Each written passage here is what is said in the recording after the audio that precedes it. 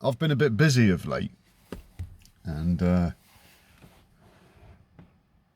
got loads of emails, and they're all really interesting. And there's loads of things to talk about with regards to the emails and answer some of your questions as well. And also carrying on with the Book of Thomas. So I haven't forgotten about you.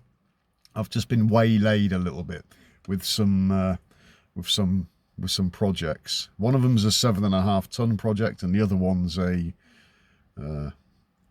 historic motorcycle in the form of a hardtail chopper. So I've been busy at work as well, but it's all good. I'm having fun, and I'm making progress in my plans. But I am aware that people are waiting to hear more in the Book of Thomas, and I'm also acutely aware that people would like to see me answer their emails and their questions. One thing I'd like to say though is that don't attach yourself to me in any way, shape or form. I'm not staying here forever. Although consciousness does exist forever, it doesn't have a beginning or end, it just is. And what I mean by that is that I'm not your guru. Okay, I'm just offering people a perspective that they have not considered, or a perspective that hasn't even entered their mind. And the reason for that is that the biblical narrative, the religious dung narrative, has been around for so long that even non-religious people have been tainted by it. So all I'm offering is a perspective where people can chew the cud and reason with themselves. And reasoning is in the neocortex. Neo means one. And this is where things get thrashed out. This is King David's threshing floor, the neocortex. Because the Israelites, back in the stories of the Bible, they said to God, we want a king to rule over us like the others have. So God said, okay, so he gave them King Saul, or Shaul, which is the same name in ancient Hebrew as the Apostle Paul's. And this king was an utter fucking knob. Much like our political leaders today. Utter fucking knobs. Now, King Saul, or Shaul, it's symbolic of low consciousness. And King Shaul sought to kill King David. And King David superseded, eventually, King Saul. Now, this is a story of consciousness. This is a story of an individual that was trapped in low consciousness and then attempted to kill high consciousness. But high consciousness fled and went into hiding, which is the sacred secretion. And when it goes up, so basically he transcended his low carnal mind, his low consciousness, and became a higher consciousness being. So King Saul and King David are the same individual. And this is what people don't see. Now, of course, King David, or Dode in Hebrew, means beloved.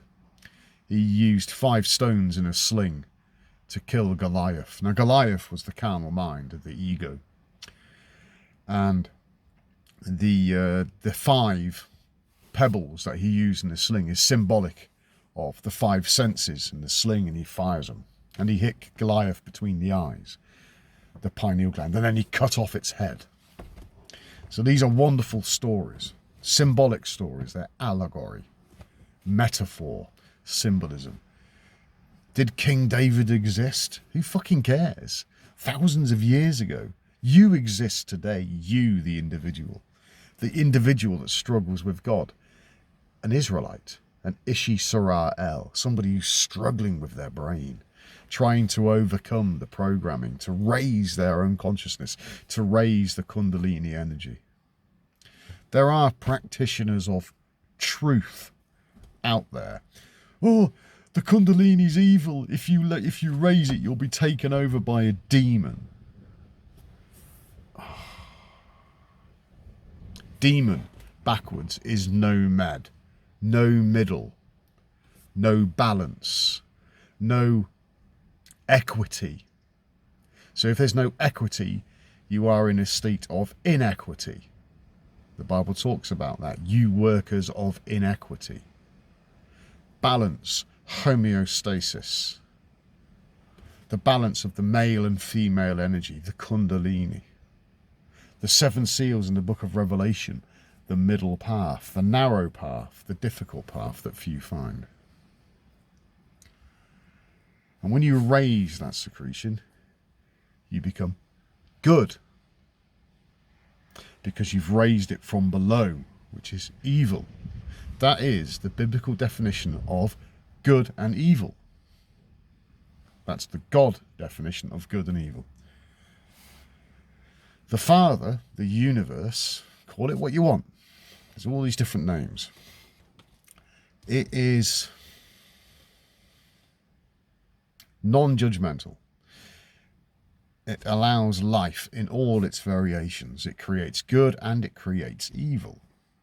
But your higher consciousness intercedes on your behalf to announce your presence as a known being to the Father, the universe, the universal consciousness, universe, the one song, the great song of life. Now, if you're known, you'll be protected. If you're not known, well, when the change comes, you'll just not be known. There's much consternation about a solar flare taking out technology. One solar flare hitting the Earth, it will compress the magnetosphere, it will cause electrical storms like the Carrington event in the 1890s, I think. It blew out the telegraph poles. But this is basically a solar event, EMP, which will frag microchips, and it will throw humanity back into the dark ages. If you want to see the light, you've got to be in the dark. Now, that's what will happen to technology. But what will happen to people's consciousness? As above, so below, as within, so without. So whatever is happening outside is going to happen inside.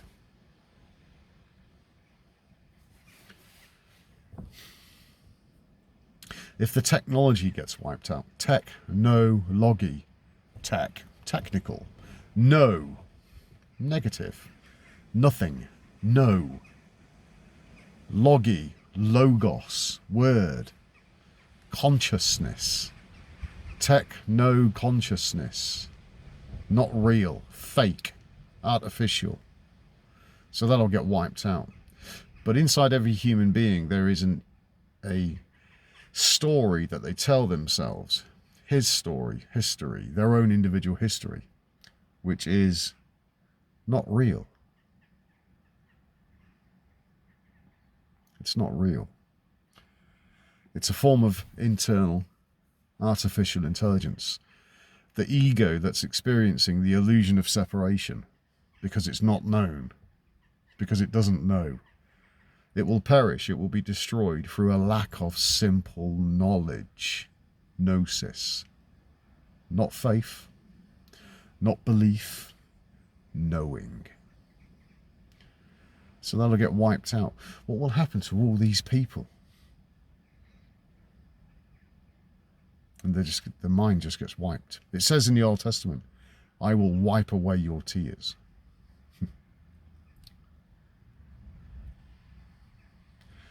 So if a sun flare is capable of taking out technological artificial intelligence, what effect will it have on human consciousness? Well, it will have no effect at all, Danny. Weather affects human consciousness. When the sun's shining and spring arrives and it evolves into summer, we all feel good.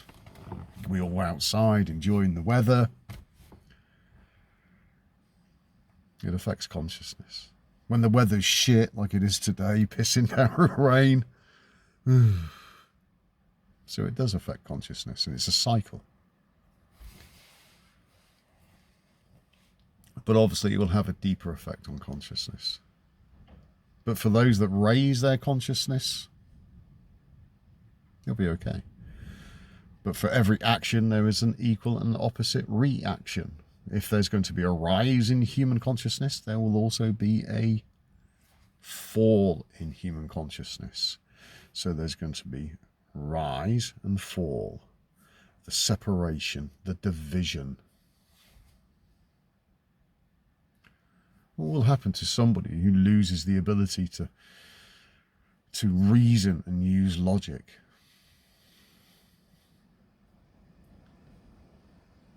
Think about that. Who will lead these people? Who will help these people? Think about that. It's quite a task, isn't it? It's as if the balance of power has shifted. All the really clever people in the world, the leaders, industrial leaders, politicians, they suddenly become idiots. And the normal people, like me or you, suddenly become gods.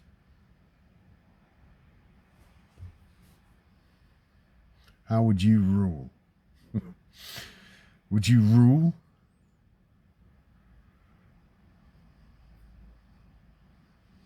How would you sort this mess out? Or would you wipe the board clean? Everything must go. Start again. It's big, isn't it?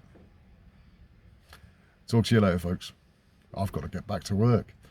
Got to fit some more windows so people can see.